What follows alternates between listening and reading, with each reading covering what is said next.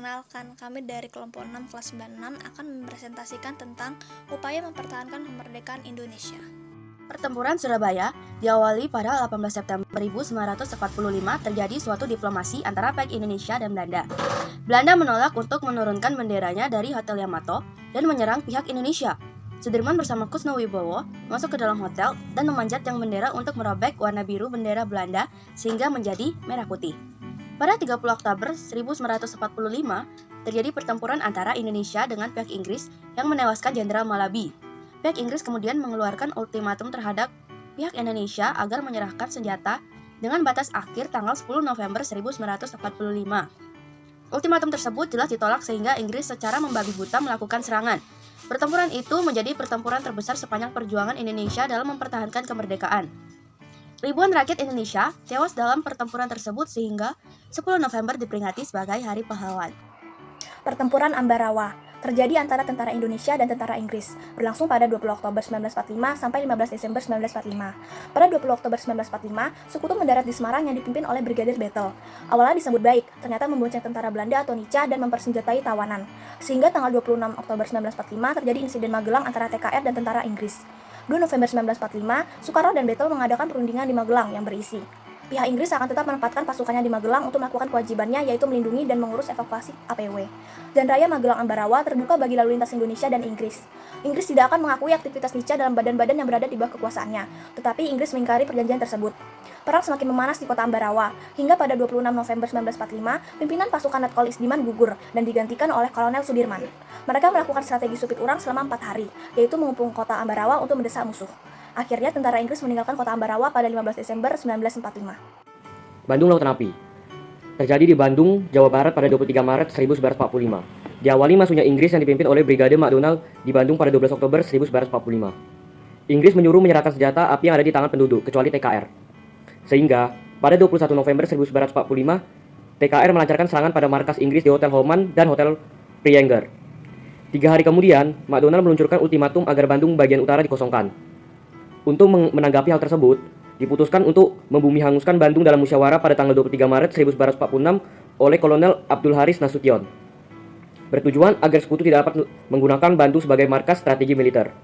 Muhammad Toha dan Muhammad Ramdan, 2 anggota milisi BRI yang gugur dalam pertempuran di gudang amunisi. Khas pertempuran Medan Area. Pada tanggal 9 Oktober 1945, pasukan sekutu mendarat di Sumatera Utara. Pasukan ini dipimpin oleh T.E.D. Kelly dan disertai Nica. Mereka disambut baik oleh masyarakat Medan karena tujuan kedatangannya untuk mengurus tawanan dan melucuti senjata tentara Jepang di Indonesia. Namun, ternyata sekutu membentuk para tahanan Belanda yang di Indonesia untuk membantu mereka dalam menguasai Indonesia lagi. Pada tanggal 13 Oktober 1945, tentara sekutu menginjak lencana merah putih yang dipakai oleh seorang pemuda Indonesia. Akibatnya, hotel itu diserang orang Indonesia sehingga menewaskan kira-kira 96 orang sekutu. Pada tanggal 18 Oktober 1945, sekutu marah sehingga mengeluarkan ultimatum agar rakyat menyerahkan semua senjata kepada sekutu. Tetapi, rakyat menolak tuntutan sekutu. Lalu, pada tanggal 1 Desember 1945, sekutu memasang batas daerah sepihak yang berjudul Fixed Boundaries Medan Area di setiap sudut kota. Kejadian bersenjata itulah dikenal sebagai pertempuran Medan Area. Seketika, Medan terbagi dua menjadi sisi timur dan sisi barat. Pada bulan April 1946, sekutu dan Nica berhasil menyingkirkan gubernur,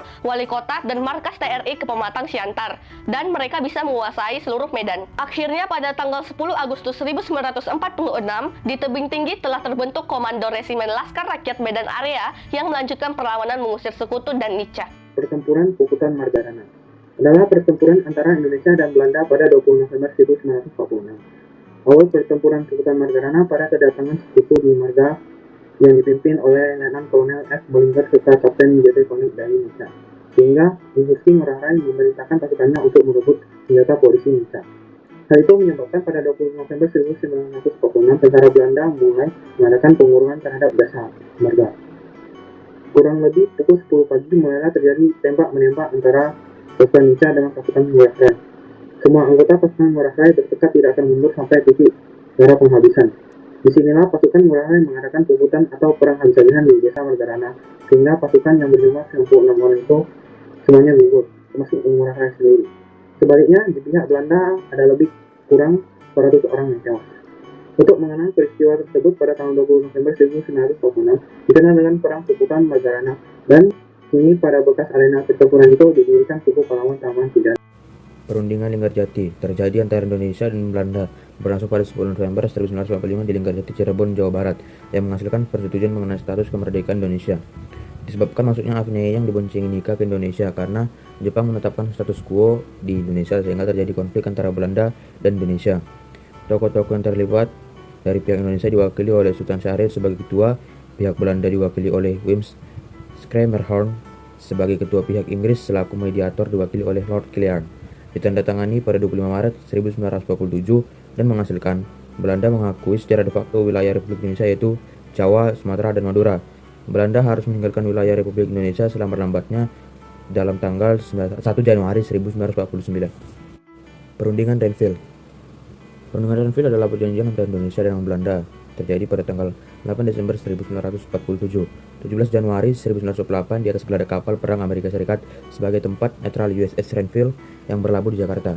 Dibuat karena Belanda tak kunjung menepati hasil perjanjian Linggarjati pada tahun 1947, yaitu mengakui kedaulatan Indonesia secara de facto dan merugikan Indonesia karena wilayah yang diakui sangatlah sempit. Hasil perjanjian Renville adalah Belanda hanya mengakui wilayah Indonesia Jawa Tengah, Yogyakarta, dan Sumatera. Wilayah Belanda dan Indonesia dibatasi dengan garis demarkasi yang kemudian disebut garis Van Mook. Tokoh-tokoh turut hadir dalam perumusan perjanjian Renville adalah Perdana Menteri Amir Syarifuddin sebagai delegasi Indonesia, R. Abdul Qadir Wijoyatmojo sebagai delegasi yang tunjuk oleh pihak Belanda. Perjanjian Romeroen. Latar belakang, wilayah kedaulatan Indonesia semakin kecil. Belanda yang diuntungkan lewat perjanjian Renville sendiri akhirnya melanggar janji. 1 Desember 1948, Belanda tidak lagi terikat dengan perjanjian Renville.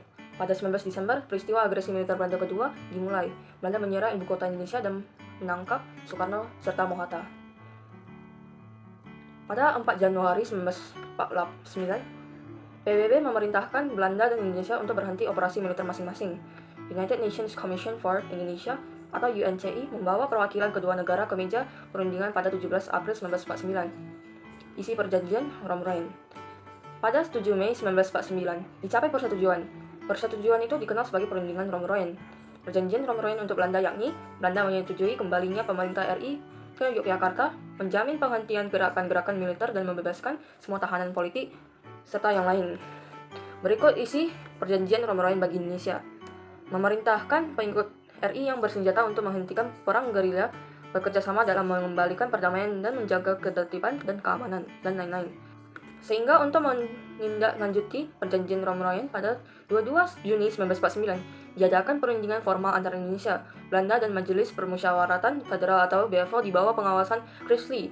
Australia, perundingan itu menghasilkan keputusan pengembalian pemerintah RI ke Yogyakarta dilaksanakan pada 24 Juni 1949. Pasukan Belanda yang akan ditarik mundur dari Yogyakarta pada 1 Juli 1949, dan lain-lain.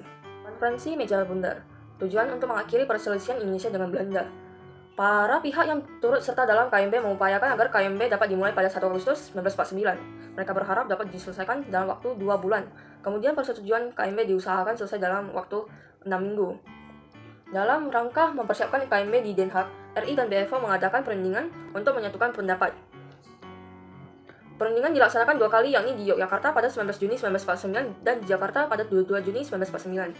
Sesudah berhasil menyelesaikan masalahnya sendiri lewat konferensi inter-Indonesia, Indonesia siap menghadapi KMB. Pada tanggal 4 Agustus 1949, dibentuk delegasi yang diketuai Mohatta. Sementara dari BFO dipimpin Sultan Hamid II dari Pontianak. Adapun Belanda diwakili oleh Van Marselen. Hasil dari konferensi Meja Bundar. Pada 2 November 1949, tercapailah persetujuan konferensi Meja Bundar.